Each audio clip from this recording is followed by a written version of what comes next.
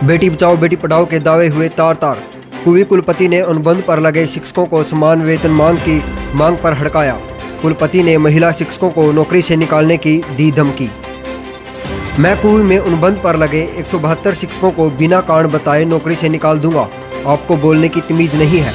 अगर आपने बैनर के साथ न्यूनतम वेतन मांग को लेकर कैंपस में मार्च निकाला तो ठीक नहीं होगा। न्यूनतम वेतन मांग लागू करवाने की मांग लेकर गई अनुबंधित महिला शिक्षकों को कुरुक्षेत्र विश्वविद्यालय के वर्तमान कुलपति सोमनाथ सचदेवा ने इन शब्दों से जवाब दिया। विदित है कि गत वीरवार को कुलपति ने अनुबंधित सहायक शिक्षकों के वर्षों से अटके न्यूनतम वेतन मांग हेतु मीटिंग के लिए आमंत्रित किया था, जिसके तहत समय अनुसार अनुबंधित शिक्षकों के प्रतिनिधि मंडल के रूप में 4 महिला सहायक प्रोफेसर मिलने गई थी, लेकिन महिला शिक्षकों को ढेर सारा अपमान धमकियां देकर बाहर का रास्ता दिखा दिया। सर, मैं पहले ये बोलना चाहूँगी कि जैसे हमारी कल भी बात हुई थी कि बहुत ही शांतिपूर्वक तरीके से हमने बात की थी और हम बहुत ही शांतिपूर्वक चल रहे हैं और बहुत अंदर जाके जो भी चीज़ें डिस्कस हुई हैं उससे हमें एक तरह का सदमा ही लगा है, because we were not expecting like that.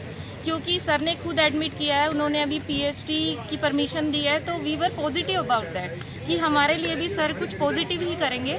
But वहाँ जाके सर ने हमें जॉब तक का थ्रेट दे डाला कि अगर आप प्रोटेस्ट करेंगे, अगर आप वर्किंग आवर्स में, हमें रूल्स बताए गए। Sir, we people have been working in that university for many years और हम एक बहुत इम्पोर्टेंट पार्ट हैं। उसके बावजूद हमें जाके अगर सर रिस्पेक्टेड सर, बिकॉज हमें पता है कि हम सर की रिस्पेक्ट कर रहे हैं, तो जो रिस्पेक्ट करता है वो रिस्पेक्ट डिज़र्व भी करता है। और हमारे एक सीनियर टीचर को उन्होंने ये बोला है कि आप लोगों को तो रिस्पेक्ट की ही आदत नहीं है। ये हमारे लिए, पूरी यूनियन के लिए, इवन सभी कॉन्ट्रैक्ट टीचर्स के लिए बहुत इंसल्टिंग है। और सर, मैं यही कहना चाहूँगी कि जो हमारा हक है, अगर हम हक के लिए नहीं बोलेंगे तो फिर कोई फ़ायदा नहीं है आपका टीचर होने का। कुरुक्षेत्र विश्वविद्यालय के असिस्टेंट प्रोफेसर हैं, अनुबंधित पे काम कर रहे हैं, जिनकी संख्या 172 है। कल जैसा कि हमने बताया था, एक पैदल मार्च किया था बैनर के साथ, तो वर्दी वाइस चांसलर जी ने हमें इनवाइट किया था हमारी महिला रिप्रेजेंटेटिव के साथ कि कल आप आइए। तो हमारी महिला रिप्रेजेंटेटिव उनके साथ मीटिंग हुई, 1 घंटे के आसपास मीटिंग हुई और उसमें जो भी डिस्कस हुआ वो बताएंगी। बहुत पॉजिटिव ही गए थे वहाँ डीसी सर से मिलने के लिए। कल उन्होंने समय दिया था हम लोगों को, आज 12:30 बजे का समय दिया था, लेकिन हम 10 मिनट लेट पहुँचे क्योंकि हमारी क्लासेस होती हैं, तो हमने 45 मिनट्स अपनी क्लासेस पहले कंप्लीट करी एंड देन हम डीसी सर से मिलने गए। उसमें देखिए, जो हम एक्सपेक्ट कर रहे थे बहुत ही अनएक्सपेक्टेड बिहेवियर रहा सर का।